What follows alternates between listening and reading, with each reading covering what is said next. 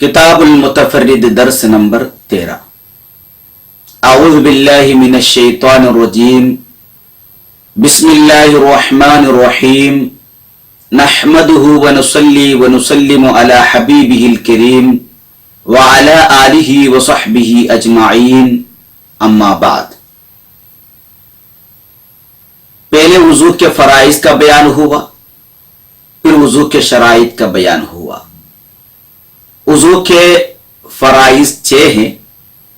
पहला फर्ज चेहरा धोते वक्त नियत करना, दूसरा चेहरा धोना, तीसरा दोनों हाथों को कूहनियों के साथ धोना, चौथा सर के बाज हिस्से का मसा करना, पांचवा दोनों पैरों को टखनों के साथ धोना और छठा तरतीब। और वुजू के शराइत 5 है। पहली शर्त पानी का ताहिर और मुतहिर होना यानी आब मुतलक। दूसरी शर्त धुले जाने वाले अज़ू पर पानी का बह जाना। तीसरी आज़ाए वुजू पर किसी ऐसी चीज का ना होना जो पानी के रंग, बू या मजे को तब्दील करे। चौथी शर्त आज़ाए वुजू पर किसी ऐसी चीज का ना होना जो पानी को चमड़े तक पहुंचने से रोके। पांचवी शर्त दाइम हदथ के लिए नमाज के वक्त का दाखिल होना। जिसको पेशाब टपकने की बीमारी हो यानी मुसलसल पेशाब निकलते रहता हो तो उसे दाइम हदथ कहते हैं। इसी तरह औरतों में खून निकलने की बीमारी रहती है। किसी औरत को हैज और निफास के औकात के अलावा औकात में खून निकलता है, वो भी दाइम हदस कहलाती है। अगर किसी को मुसलसल खून या पेशाब निकलने की बीमारी हो तो वो किसी नमाज के लिए उसके वक्त के दाखिल होने के बाद ही वुजू करेगा, पहले नहीं। नॉर्मल इंसान यानी जिसे पेशाब और खून निकलने की बीमारी ना हो वो ज़ोर के वक्त दाखिल होने से पहले नमाज ज़ोर के लिए वुजू कर सकता है। लेकिन अगर वो दाइम हदथ हो तो ज़ोर की नमाज के लिए ज़ोर के वक्त के दाखिल होने के बाद ही वुजू करेगा। असर के लिए असर के वक्त के दाखिल होने के बाद ही वुजू करेगा। ज़ोर के वक्त में नमाज ज़ोर के लिए अगर किसी नॉर्मल इंसान ने वुजू किया हो और असर के वक्त में भी उसका वुजू बाकी हो तो वो उस वुजू से नमाज असर पढ़ सकता है, लेकिन दाइम हदस इस तरह नहीं कर सकता। इसलिए दाइम हदथ के लिए नमाज के वक्त के दाखिल होने के बाद ही वुजू करना जरूरी है। वुजू के फराइज और शराइत को बयान करने के बाद मुसन्निफ अली रहमत व रिदवान ने वुजू को तोड़ने वाली बातों का बयान किया है। फरमाया अस्बाबुहु अर्बअतुन, वुजू को तोड़ने वाली चीजें 4 हैं। वुजू के फराइज 6 हैं, शराइत 5 है। नवाकिर वुजू यानी वुजू को तोड़ने वाली चीजें 4 हैं। वो 4 चीजें क्या है? अल अव्वल खुरूज शैइन वलौ रीहन मिन अहदिस सबीलैनी इल्लल मनी, अगली या पिछली शर्मगाह से मनी के अलावा किसी और चीज का निकलना। अगरचे निकलने वाली चीज हवा हो, यानी हवा के निकलने से भी वुजू टूट जाता है, यानी हवा के निकलने से भी वुजू टूट जाता है। बल्कि अगली या पिछली शर्मगाह से कोई भी चीज निकले तो वुजू टूट जाता है। अलबत्ता मनी के निकलने से यानी इंजाल होने से वजू नहीं टूटता। मनी के निकलने से गुस्ल वाजिब हो जाता है, वजू नहीं टूटता। दूसरा सबब जिससे वजू टूट जाता है, फरमाया असानी ज़वालुल अक़्ल बिनौमिन इल्ला नौम मुमक्किनिन मक़अदहु, अकल का जाइल होना नींद से, मगर सुरीन जमाकर बैठकर सोने वाले की नींद के, इन अकल के जाइल होने से वजू टूट जाता है। नींद से अकल जाइल हो जाती है, इसलिए नींद से वजू टूट जाता है। पागलपन, नशा, बेहोशी से भी वजू टूट जाता है। ऊंघ से अकल जाहिल नहीं होती, इसलिए उससे वजू टूट नहीं जाता। नींद से वजू टूट जाता है, ऊंघ से नहीं टूटता। एक नींद ऐसी भी है जिससे अकल जाहिल हो जाती है लेकिन वजू नहीं टूटता, यानी अकल जाहिल होने के बावजूद वजू नहीं टूटता। वो नींद सुरीन जमाकर बैठकर सोने वाले की नींद है। यानी अगर कोई अपने सुरीन को जमाकर बैठा और गहरी नींद सो गया तब भी वजू नहीं टूटेगा। सुरीन जमाकर सोया और ख्वाब देखा तब भी वजू नहीं टूटेगा, इसलिए सुरीन जमाकर सोने से वजू नहीं टूटता। इससे पता चला कि कित्ते कोकन में ये जो कहते हैं कि किसी दीवार या सतून को टेक लगाकर इस तरह सोने से वजू टूट जाता है कि अगर दीवार और सतून नहीं रहता तो वो गिर जाता। ये कहते हैं लोग, ये सरासर गलत है, जहालत है। किसी सतून को टेक लगाकर सोया और गहरी नींद लग गई तब भी वजू नहीं टूटता।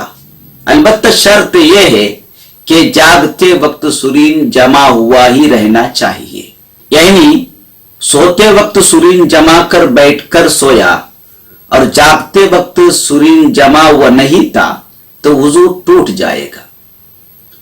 फिर फरमाया अथालिथु मस्सु फर्जिल आदमी बिबतनिल कफ्फी, तीसरी चीज जिससे वजू टूट जाता है इंसानी शर्मगाह को छूना है। पेशाब और पाखाने की जगह को छूना यानी मस करना पंजे के बातिनी हिस्से से। ये है पंजे के बातिनी हिस्सा, इससे खुद की या किसी दूसरे इंसान की शर्मगाह को छूने से वजू टूट जाता है। ये बातिनी इससे इसे कहते हैं, दोनों हाथ को आपस में इस तरह मिलाया जाए और उसके ऊपर थोड़ा दबाया जाए तो आपस में जो मिलने वाली जगह वो है हथेली के बातिनी हिस्सा, उससे अगर छू लिया तो वजू टूट जाता है। पंजे के बातिनी हिस्से से मस करने से वजू टूट जाता है, पिछले हिस्से से मस करने से वजू नहीं टूटता। सिर्फ बातिनी हिस्से से मस करने से ही वजू टूट जाता है, इससे शर्मगाह को मस करने से छूने से वजू नहीं टूटता। चौथी बात जिससे वजू टूट जाता है, फरमाया अर्राबिउ तलाक़ी बशरतै ज़करिन व उन्सा अजनबियैनि कबीरैनि, बड़े और नामहरम मर्द औरत के चमड़ों का आपस में मिल जाना, यानी उससे वजू टूट जाता है। किसी मर्द के जिल्द यानी चमड़ा किसी नामहरम औरत के चमड़े से मस हो गया तो वजू टूट जाएगा। छोटे बच्ची को यानी तकरीबन 6 साल से कम उम्र की बच्ची को छूने से वजू नहीं टूटता। 8-9 साल की बच्ची को छूने से वजू टूट जाता है। इससे पता चला नाबालिग लड़की जिसकी उम्र 8 साल हो और उसको छूने से भी वजू टूट जाता है। बाज लोग कहते हैं कि बालिग को छूने से वजू टूटेगा, नाबालिग को छूने से वजू नहीं टूटेगा वगैरह, ये सरासर गलत है। हकीकत यह है कि नाबालिग को छूने से भी वजू टूट जाता है। बाल, दांत और नाखून को छूने से वजू नहीं टूटता, चमड़े को छूने से ही वजू टूट जाता है। बीवी नामहरम है, यानी जिससे निकाह दुरुस्त है उसे नामहरम कहते हैं। बीवी से निकाह दुरुस्त है इसलिए वो बीवी बनी। नामहरम को छूने से वजू टूट जाता है। एक खातून के लिए उसके शौहर नामहरम है इसलिए शौहर को छूने से वजू टूट जाता है। माँ, बहन, फूफी, खाला, दादी, नानी, भांजी, भतीजी महरम है इसलिए उनको छूने से वजू नहीं टूटता। चाची यानी चाचा की बीवी नामहरम है, चाची को छूने से वजू टूट जाता है। मुमानी यानी मामू की बीवी को छूने से वजू टूट जाता है इसलिए मुमानी नामहरम है। एक लड़की के लिए उसके फूफा यानी फूफी के शौहर महरम नहीं, खाला का शौहर महरम नहीं, नामहरम है। नानी, पड़नानी, इस तरह ऊपर तक सब नानी ही है इसलिए वो सब महरम है। इसी तरह माँ की बहन, नानी की बहन, पड़नानी की बहन सब खाला है, उनको छूने से वजू नहीं टूटता। दादी, परदादी, इस तरह ऊपर तक सब दादी ही है, उनको छूने से वजू नहीं टूटता। दादी और परदादी की बहन भी महरम है। पड़नानी के बहन की बेटी को हम खाला कहते हैं लेकिन वो नामहरम है इसलिए उसको छूने से वजू टूट जाता है। शरीयत के हिसाब से वो खाला नहीं, खाला की बेटी है और खाला की बेटी को छूने से वजू टूट जाता है। इसी तरह दादी की बहन की बेटी, परदादी की बहन की बेटी को छूने से वजू टूट जाता है क्योंकि वो सब नामहरम है। खालाजाद बहन, मामूजाद बहन, चाचाजाद बहन, फूफीजाद बहन सब नामहरम है, कोई महरम नहीं,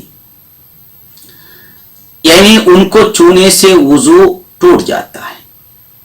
मियां बीवी के अलावा जिनको छूने से वजू टूट जाता है उनसे पर्दा लाजिम है, उनसे निकाह दुरुस्त है।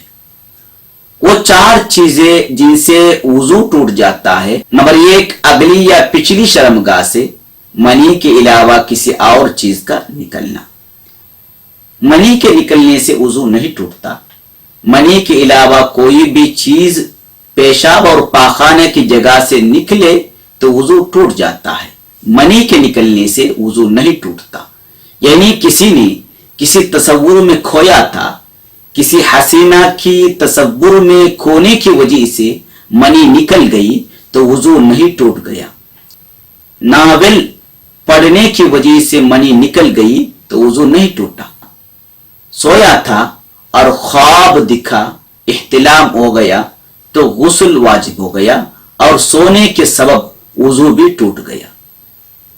लेकिन अगर सुरीन जमा कर सोया था, ख्वाब दिखा और इह्तिलाम हो गया तो सिर्फ गुस्ल वाजिब हो गया, वजू नहीं टूटा, इसलिए कि सुरीन जमा कर सोने से वजू नहीं टूटता।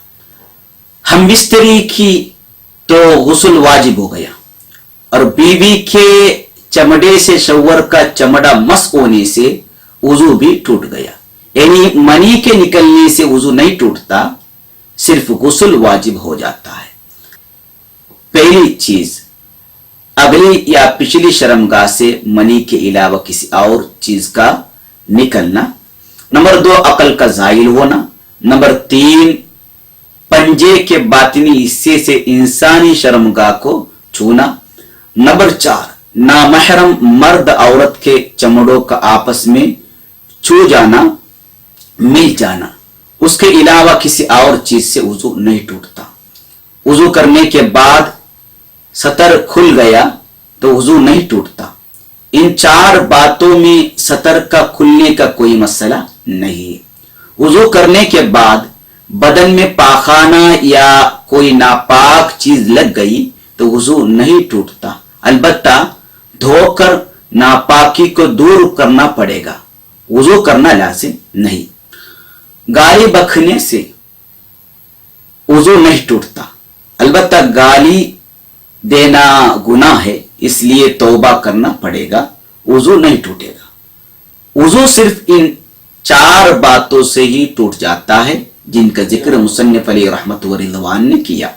اللہ تعالی ہمیں علم دین سیکھنے اور اس پر عمل کرنے کی توفیق عطا فرمائے. آمین بجاہ النبی الکریم.